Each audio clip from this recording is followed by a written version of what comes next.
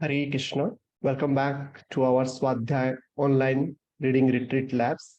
So in this labs, we are going to read Bhagavad-gītā series, and we have just started with one book called Gita for Daily Enrichment series. And it is in line with our Bhagavad-gītā as it is. So we are going to start a new chapter today. Let me share my screen. And in case if you have missed any previous session, you can always watch that playlist in YouTube. That is, we will call it as a Gita Daily Series or Power of SAP. Here SAP refers to Sambandha, Avidya, and Prayojan. So it is the series which we just started, and the auspicious occasion of Ramnavami in 2023. And we have completed till day number 16 so far. And we will go to the mind map. In the mind map, we will see what exactly we have covered. So till now we have covered in the day number 16 that utilize impoverishment as an opportunity for enrichment. That was Bhagavad-gītā 9.22, Bhagavad-gītā 9.2 that we have covered so far. Now today we are going to read with the discovery of the democracy of misery, right? That is as per the Bhagavad-gītā 9.33, okay? So now let's go to the Bhagavad-gītā 9.33 first, and we are referring Bhakti Vedanta database here, database.io, and in that if you go to Bhagavad-gītā as it is, I will go to the chapter number 9, then verse number 33. Verse number 33, that is the one.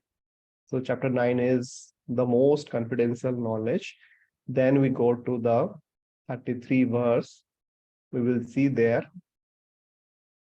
So we'll read the translation and purport first, then we will go to the enrichment, Bhagavad-gītā enrichment, daily enrichment series book by His Grace. You remember who has authored this book? Okay, so yeah, nice. Yeah, so this is the book which you are referring. Yeah, Chaitanya Charanadas Prabhuji, who is very famous for his Bhakti Sastri course in YouTube, and you can always watch that as well in the future. So now we will start with this 9.33, the discovery of the democracy of misery.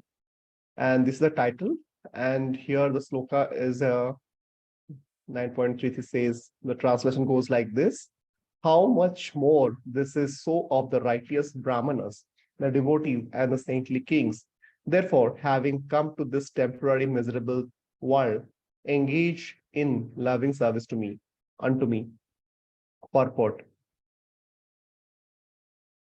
In this material world, there are classifications of people, but after all, this world is not a happy place for anyone. It is clearly stated here, anityam, asukhaṁ, lokam. The world is temporary and full of miseries, not habitable for any sane gentleman. This world is declared by the Supreme Personality of Godhead to be temporary and full of miseries. Some philosophers, especially Māyāvādī philosophers, say that this world is false. But we can understand from Bhagavad-gītā that the world is not false, it is temporary. There is a difference between temporary and false. This world is temporary, but there is another world which is eternal. This world is miserable, but the other world is eternal and blissful. Arjuna was born in a saintly royal family. To him also the Lord says, take to my devotional service and come quickly back to Godhead, back home. No one should remain in this temporary world, full as it is with miseries.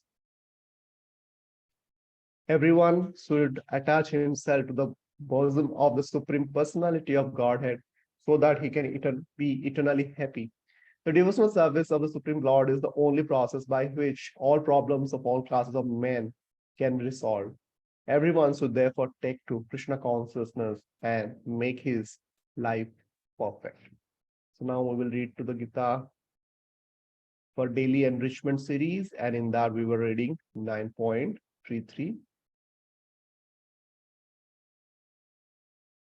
Yeah, the discovery of democracy of misery, 9.33, right? When problems assault us, unexpectedly, we often feel indignant that life has handed us a raw deal. We also become haunted by the fear that people may see the reversal, be it financial or familial or whatever else, as evidence that we are inferior to others. These dual feelings of injustice and inferiority generate an overwhelming emotional momentum. We find ourselves toppled into the doleful imagination that we alone are suffering, while others are having a good time. Gita wisdom freezes our gloomily hyperactive imagination by one sweeping stroke of insight. Misery is democratic or equal to all.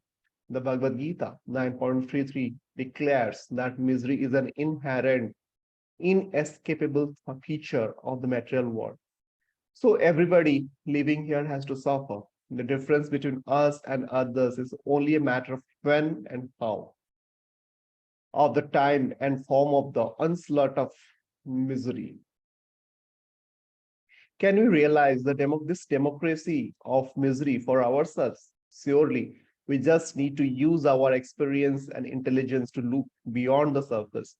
Careful critical contemplation will show us that those people who we imagine were happy, our beloved movie star who makes millions soon, or our damned competitor who gets all the right hunches at the right time, or whoever else, are all in their own ways suffering.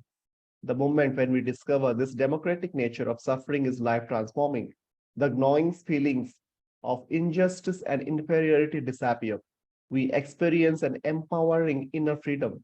The resulting energy enables us to deal with life's reversals in the best possible way materially.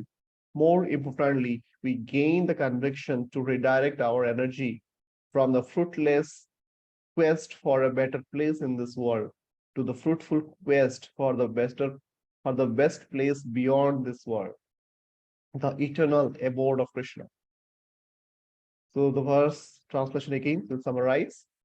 Having come to this temporary miserable world, engaging in loving service unto me.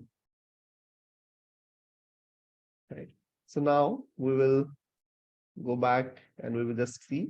We have completed today's Bhagavad-gītā 9.33, verse number 33 of chapter number 9.